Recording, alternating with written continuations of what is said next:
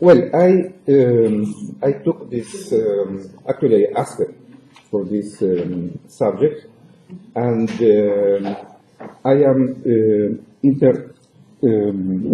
I prepared my presentation on the basis that we are working towards the preparation of new curriculum, new educational materials that would assist in spreading this view about the new economic theory. So that is what I have in mind when I prepare this. Well, the common definition of capital, the one that is found in textbooks, it's produce durable goods used in the production of goods and services. And of course, this is associated with the use of the production function, where you have in the neoclassical version, or between classical and neoclassical, you have labor, capital, and perhaps land, yes? But in really neoclassic, you just have capital and labor. Now, in the materials prepared so far by this group, we have a list of all these forms of capital, in all something like 10. Some of them even can be subdivided into more. So the question then is how to have a workable definition of capital that is able to incorporate all these forms of capital. So when faced with that challenge, my idea was to propose a framework for what we could call a human-centered, sorry, not nature-centered, but human-centered economic system. That one which could, of course, incorporate nature as well. So, to simplify things, I will describe this idea, which is not very concrete yet, for the world as a whole, not for a country or so in such a way, the economic system can be thought of as closed or totally endogenous, or almost totally endogenous dynamical system. This is a bit inspired, of course, in the growth model of von Neumann, which you may know from the 1930s, republished in English in the 1940s. And then, but of course, the paper of von Neumann is less than 10-page paper. It only has equations and inequalities. It doesn't really deal with the system. So the idea is then to look at the world, all the processes that take place in the world as feeding one into the other. So we can, within those processes, of course, we have transformation processes, production of goods, production of people, environment and enter as well. So many circulating flows. And if you want to incorporate everything, nothing really gets out of it. Everything is inside. So in that sense, it is endogenous. So you could say that you have some elements there are material, like people, goods, what will become physical capital, resources, and so on. And others are intangible, like what will be human capital, values, institutions, and so on. Then these elements, some of them are transient, especially goods that go through are consumed, sort of disappear, and others are durables. Durables, that doesn't mean that they last forever, but they last sufficiently long, like ourselves, like people, like assets, physical assets, like resources. Then the dynamics of this system is driven by all these processes, transformation. And we could say, to simplify, although it is not entirely true, that these processes correspond to the usual production functions. Production functions, of course, will produce goods and bads, so that takes account of pollution and so on. And every element, in principle, could be input or output, or both of them. So as I said before, this framework is able to incorporate environmental elements. So it is increasingly a good framework for environmental economics. So in this framework, capital corresponds to durable, material or intangible, entering into production processes. Now, what about us, humans? Then, well, we are one of the durable elements. We are both input and output of the transformation processes, the procreation, for instance, either natural or bioengineered, of new individuals is one of the important processes in this system. Now, what about human capital? I like the definition of the OECD, which defines human capital as knowledge, skills, competencies, and attitudes embodied in individuals that facilitate the creation of personal, social, and economic well-being. So, in terms of this framework, that means that human capital is an input for the production of goods, but it is also an input for the generation of individual and social well-being, which is one of the elements in this framework. It's as this is a system, of course, we can seek the description of a particular state of the system by state variables or metrics, if you prefer. So the social well-being will be certainly a fundamental metric of the system. It's not good to think of this system as generating output in the conventional sense of goods and services. GDP has not much meaning. It could be computed, of course, but it has not much meaning in this framework. But perhaps social well-being will be a good metric of the system. So, from this interpretation, it follows that investment in human capital includes the sum of all costs that allow a new being to reach economic autonomy and a full social life. Includes, but it is not limited to that. We can also take into account additions that take place later in life. Even for sure, in my case, I am certainly learning a lot during these days. So I am investing by coming here into my human capital, and I already hopefully reached a full social life. So this will be how we can see human capital. Now, when we think, of course, about human capital, we can see that there are several dimensions, three at least.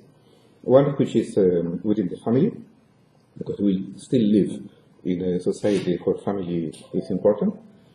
And so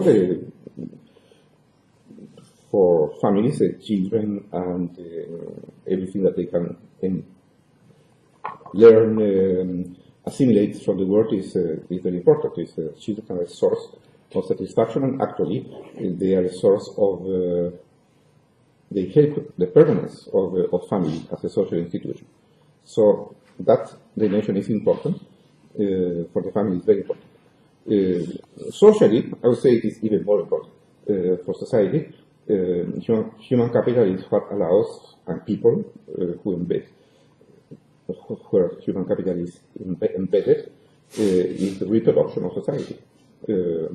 So, in a sense, the social dimension, from a larger perspective, is much more important than the family dimension. And then there is, of course, the economic dimension, which is the one that is usually found in writings in economics about human capital. The three are important.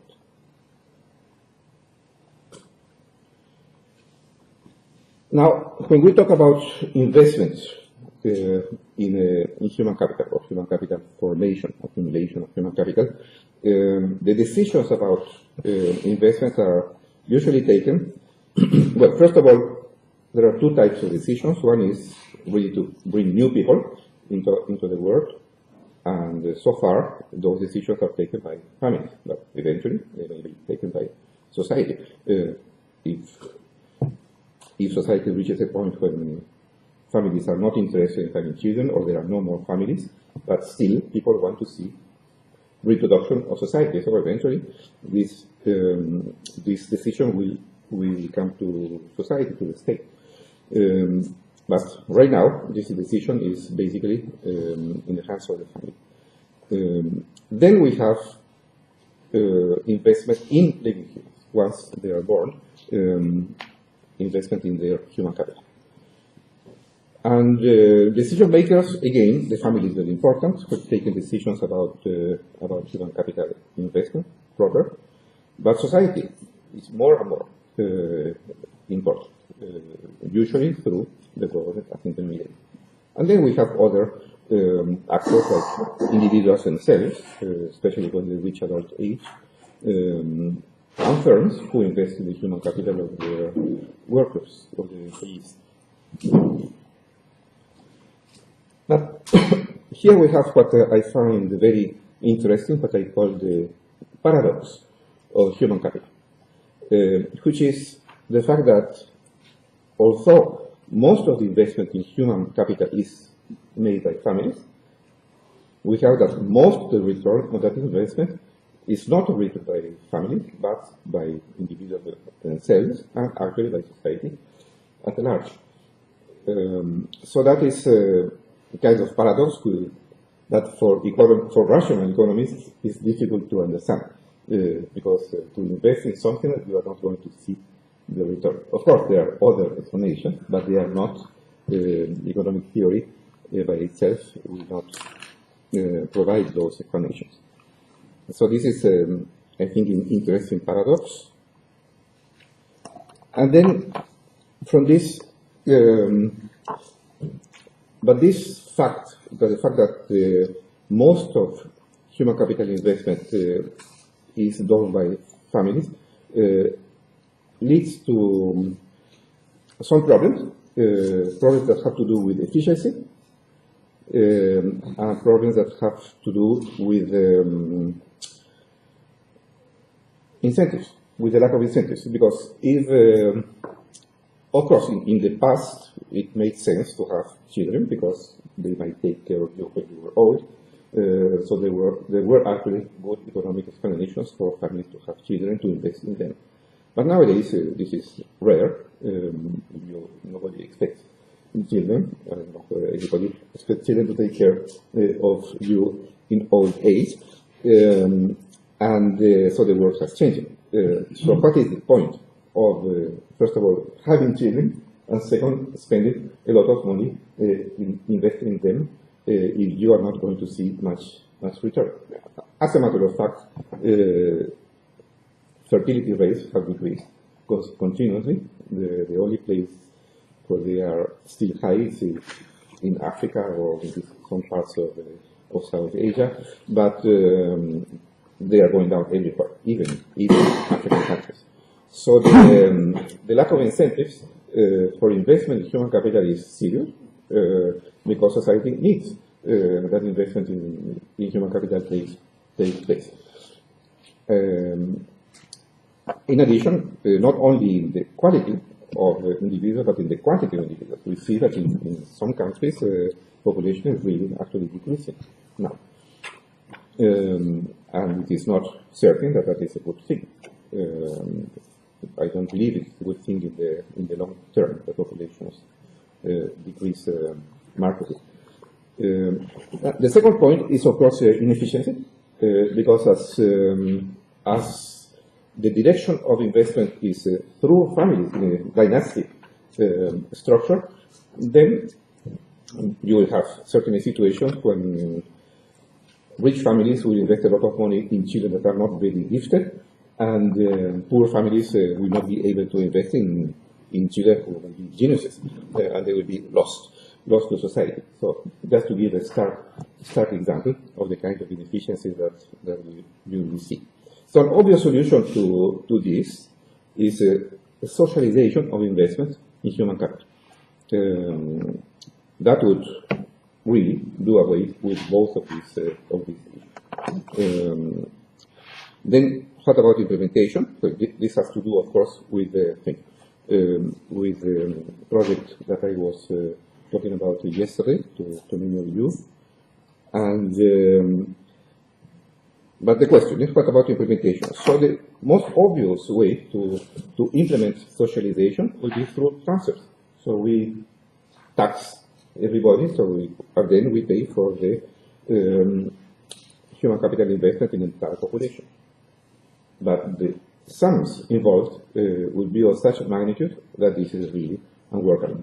Because of economic reasons, because level of taxation will be so high so to discourage savings and investment in other things that are needed, and the political backlash to such level, so this showing a kind of situation. Well, I lived in Chile in the 1970s, so I could see what this kind of transfer programs, the kind of reaction it could provoke in society at large, and we were talking about much smaller amounts in proportion to them.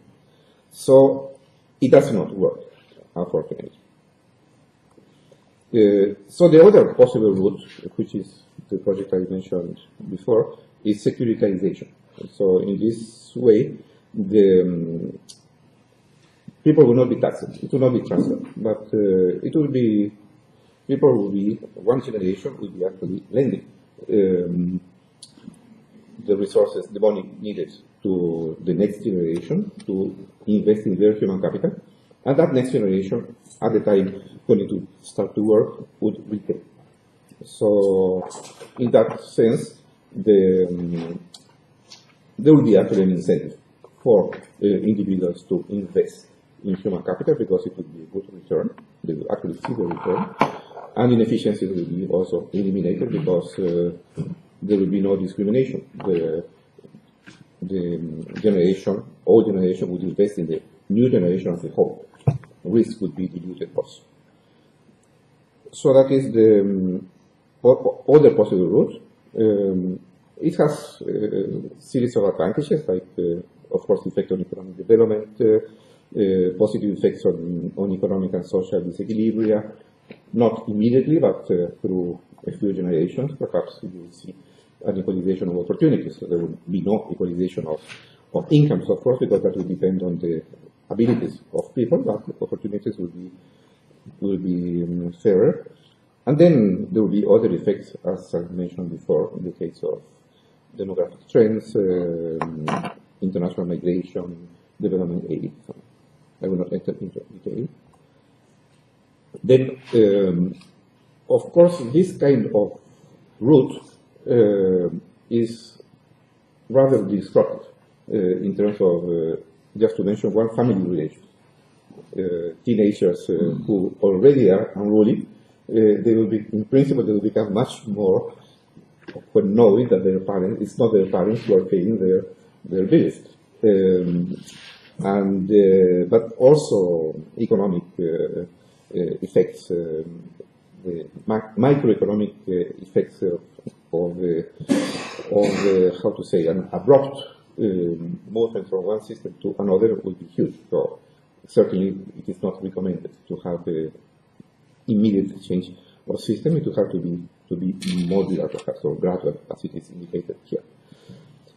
So so basically that's it.